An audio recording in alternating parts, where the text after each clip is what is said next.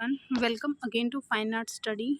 DTSP syllabus का हमारा आज का जो टॉपिक है यूनिट 3 से वो रहेगा ग्राफिक डिज़ाइन। तो इसमें हम ग्राफिक डिज़ाइन के जितने भी एलिमेंट्स वगैरह हैं, ठीक है, किन किन फील्ड में किन किन प्रोडक्ट्स में ये यूज़ होता है, कैसे यूज़ होता है, हिस्ट्री क्या है, वो सब देखेंगे। और अगर आपको इन सब की PDF चाहिए तो आप कमेंट में बताइएगा। तो और उसके लिए आप टेलीग्राम चैनल ज्वाइन कर लीजिएगा। जितनी भी PDF हैं वो आपको टेलीग्राम चैनल पर ही मिलेंगी। तो स्टार्ट करते हैं। Graphic design. विलियम एडिसन डिविंग्स को 19वीं सदी के एक लेख में ग्राफिक डिज़ाइन शब्द का पहली बार इस्तेमाल करने का श्रेय दिया जाता है, ठीक है। और इससे पहले के जितने भी यूनिट 3 से यूनिट 2 और फर्स्ट से जितने भी टॉपिक हैं, अगर आपने अभी तक नहीं देखे हैं तो देख लीजिएगा। तो जो विलियम एडिसन थे उन्हें 1920 के आसपास जो है इस ग्राफिक डिज़ाइन शब्द का पहली बार उन्होंने यूज़ किया था। California school of art and craft के 1917-18 में ग्राफिक डिज़ाइन कोर्स को शुरू किया गया था। ग्राफिक डिज़ाइन में सार सूचना को क्रम देना, विचारों को रूप देना, अभिव्यक्ति और कलाकृतियों को महसूस करना है जो कि मानव अनुभव का दस्तावेजीकरण करते हैं। ग्राफिक डिज़ाइन में क्या होता है बेसिकली कि कोई भी जो हम कुछ सेल कर रहे हैं, किसी के बारे में, किसी प्रोडक्ट के बारे में, किसी भी चीज़ के बारे में किसी सामने वाले को जानकारी हम देना चाहते हैं और उसको थोड़ा सा क्रिएटिव ढंग से, ठीक है, तो उसका जो सूचना हम देते हैं, अपने विचार जो हम कहना चाहते हैं उनको अभिव्यक्त करना और उनको जो है एक मतलब ड्रामेटिक वे में या फिर क्रिएटिव वे में, ठीक है, इस टाइप से अलग अलग वे में उनको सामने वाले तक पहुंचाना। अच्छा, ये हो गया है। 1927 में प्रकाशित रैफ की पुस्तक ग्राफिक डिज़ाइन इस शीर्षक का उपयोग करने वाली पहली पुस्तक मानी जाती है। 1936 में लेखक और ग्राफिक डिज़ाइनर लियोन फ्रेंड ने ग्राफिक डिज़ाइन शीर्षक से अपनी पुस्तक प्रकाशित की और इसे इस विषय को व्यापक रूप से कवर करने वाला पहला साहित्य माना जाता है। ग्राफिक डिज़ाइन के शुरुआती उदाहरण प्राचीन पांडुलिपियों और यहाँ तक कि प्रागैतिहासिक गुफा चित्रों में भी देखे जा सकते हैं। कि ग्राफिक डिज़ाइन के कई अनुप्रयोग हो सकते हैं, सड़क के संकेतों से लेकर तकनीकी योजनाओं और संदर्भ पुस्तिकाओं तक। इनका उपयोग अक्सर उत्पादों की ब्रांडिंग, कंपनी की पहचान के तत्वों जैसे लोगो, रंग, पैकेजिंग, लेबलिंग और टेक्स्ट में किया जाता है। ग्राफिक डिज़ाइन का यूज़ है ना, आप जो डेली आप चीज़ें यूज़ करते हैं, घर से बाहर निकलते हैं तो जो जैसे आपको रोड साइन वगैरह मिलते हैं, वो भी आजकल बहुत क्रिएटिव वे में उनको दिखाने लगे हैं। तो ये सब चीज़ें, किसी भी ब्रांड की पैकेजिंग हो गई, कोई भी ब्रांड का नाम हो गया, लोगो हो गया, तो ये सब चीज़ें जो हैं ये ग्राफिक डिज़ाइन के अंतर्गत आती हैं। इसे तैयार किया जाता है। अब इसकी हिस्ट्री देख लेते हैं।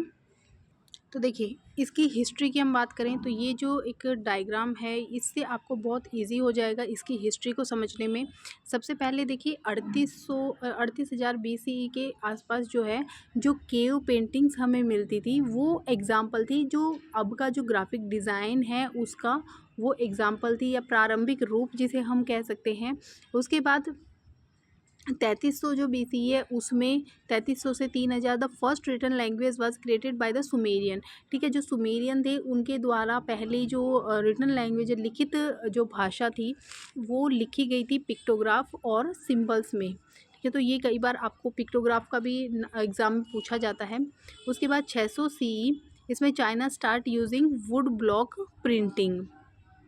उसके बाद 1040 या 1040 Bi Sheng invented the first movable type printing press. Movable type जो प्रिंटिंग प्रेस है उसका आविष्कार हुआ था। उसके बाद 1100 में the world first logo a coat of arm was created in Europe to represent family house.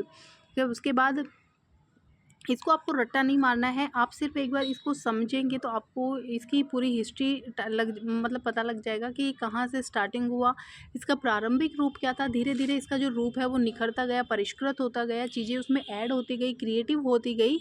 और आज जो हम स्टार्टिंग में जब हम केव पेंटिंग से इसका प्रारंभिक रूप देखते हैं और उसके बाद आज जो है वो इसका चीज़ें वही हैं, लेकिन वो थोड़ी मॉडिफाई हो गई हैं समय के साथ साथ। एजुकेशन बढ़ी है तो उसके साथ साथ चीज़ें जो हैं वो डेवलप होती गई हैं। उसके बाद 1389 में जो ale houses started creating and posting store front sign outdoor of their establishment.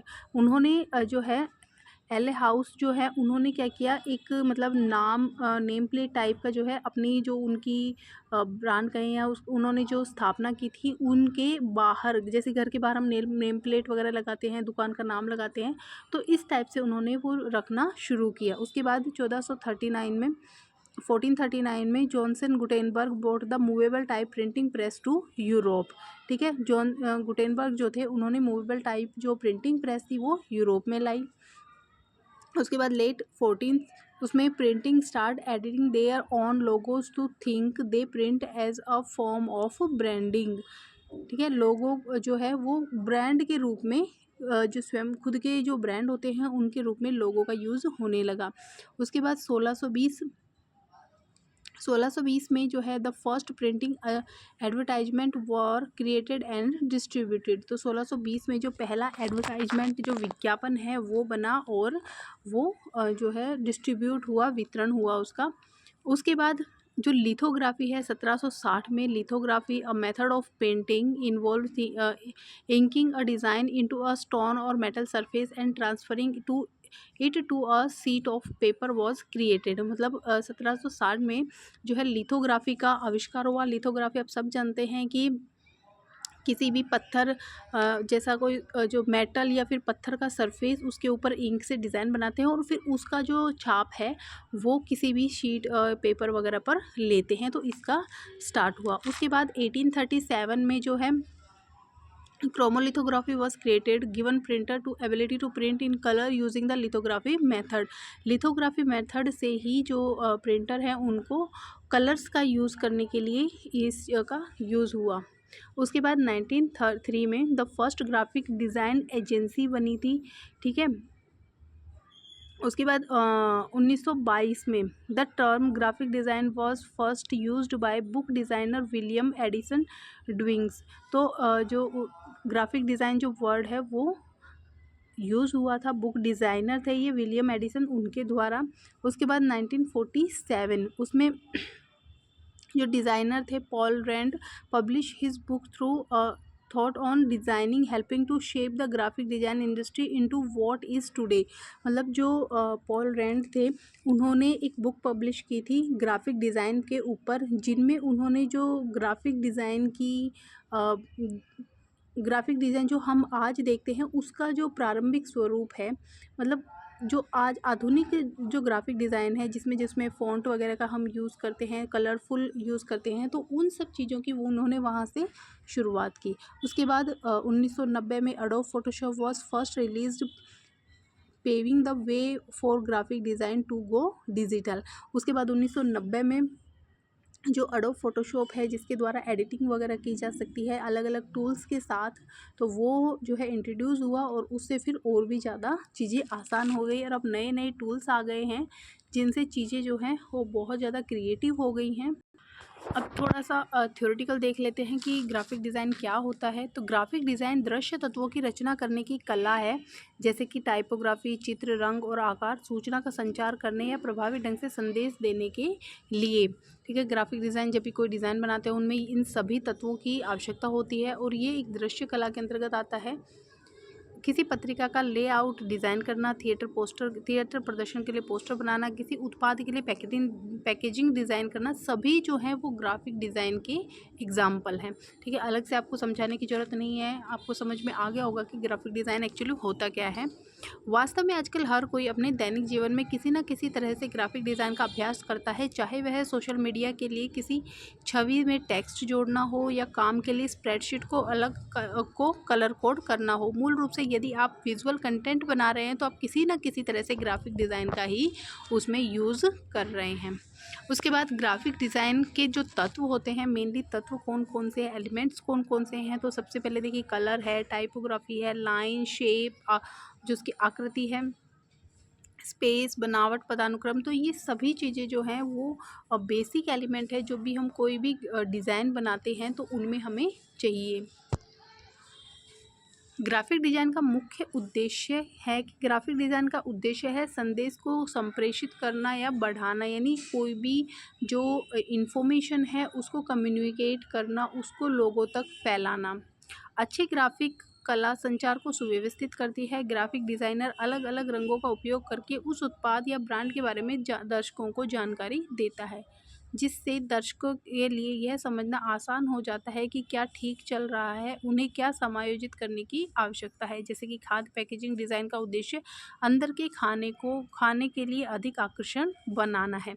मतलब जब भी मान लो कि किसी प्रोडक्ट के लिए या किसी ब्रांड के लिए कोई आपने डिज़ाइन किया है, तो अगले मान लो कोई शूज़ के लिए, किसी भी खाने वाली पैकेजिंग जो चीज़ है उनके लिए आपने जो डिज़ाइन है वो किया है। अब आपने उसको इतना सुंदर बना दिया है कि सामने वाला जो उसको ख़रीदने जाता है या उसको देखता है रखे हुए, तो वो देखते ही उसको ख़रीदने के लिए उसके मन में इच्छा आती है कि हाँ, इसको हम ख़रीदें, इसके अंदर की चीज़ कैसी है वो हम ट्राई करें।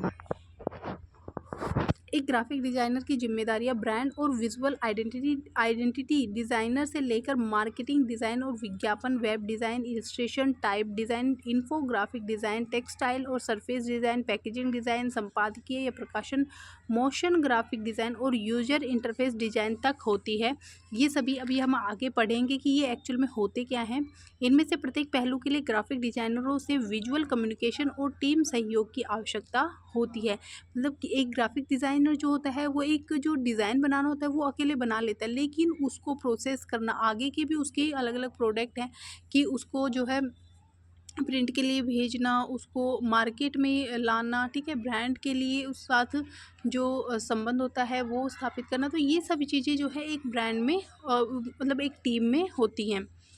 ग्राफिक डिज़ाइन के टाइप्स की हम बात करें कि मेनली जो ग्राफिक डिज़ाइन है उसके टाइप्स, तो सबसे पहले देखिए ब्रांड और दृश्य पहचान डिज़ाइन, लोगो, रंगों के प्रकार, फ़ॉन्ट या फिर टाइपोग्राफी, इमेजनरी स्टाइल, पैटर्न या आकार और ब्रॉड गाइडलाइन। तो इसमें क्या है, किसी भी एक मान लो कोई आपका ब्रांड है, ठीक है, उस एक ब्रांड के सेम आप कोई भी चीज़ अगर आप उस ब्रांड की बनाते हैं तो आप उस सेम लोगो को हर चीज़ में यूज़ करेंगे, ताकि आपको पता रहे कि हाँ, जैसे कि मान लो ये है, ठीक है, ये एक कंपनी का नाम है। अब यहाँ पर एक लेटर पैड है, विजिटिंग कार्ड है, डायरी है, कैलेंडर है, बुक है, ठीक है, तो इन सब में आपको सेम लोगो दिखाई देगा, ताकि आपको पता है कि ये लेटर पैड भी उस कंपनी का है, ये डायरी भी उस कंपनी की, ये कैलेंडर भी उस कंपनी का है। तो ये होती है उस ब्रांड की दृश्य पहचान। उसके बाद मार्केटिंग और विज्ञापन डिज़ाइन, यह विशेषता उन ग्राफिक्स पर केंद्रित है जो हम सोशल मीडिया, वेबसाइट और विज्ञापनों पर ऑनलाइन और ऑफलाइन दोनों में देखते हैं, जैसे कि होर्डिंग या फिर ब्रोशर। जैसे कि अब मान लो आप मॉल वगैरह घूमने गए, ठीक है, वहाँ पर आपने देखा होगा कि ऐसे स्क्रीन शो होती है, वो प्ले होती रहती है और उसमें अलग अलग ब्रांड के अलग अलग जो प्रोडक्ट है उसके आपको ऐड देखने को मिलते रहते हैं, ठीक है। मान लो आपने यूट्यूब स्टार्ट किया, तो यूट्यूब में आपको जैसे मान लो कोई कंपनी, जैसे मिंत्रा कंपनी हो गई, ठीक है, ऑनलाइन, तो उसमें आपको तुरंत आपको वो मिल गया कि मिंत्रा पर सेल चल रही है या फिर फेस्टिव सीज़न है, तो इस टाइप से। तो ये होती है मार्केटिंग। उसके बाद है user interface design. User interface यानी कि यूआई डिज़ाइन वास्तविक वेबसाइटों, ऐप्स, सॉफ्टवेयर और अन्य ऑनलाइन कार्यक्रमों को डिज़ाइन करने पर अधिक ध्यान केंद्रित करता है। तो इसमें बेसिकली जो वेबसाइट्स वगैरह होती हैं, ऐप्स होते हैं, ठीक है, उन ऑनलाइन जितने भी काम होते हैं वो इसके अंतर्गत किए जाते हैं।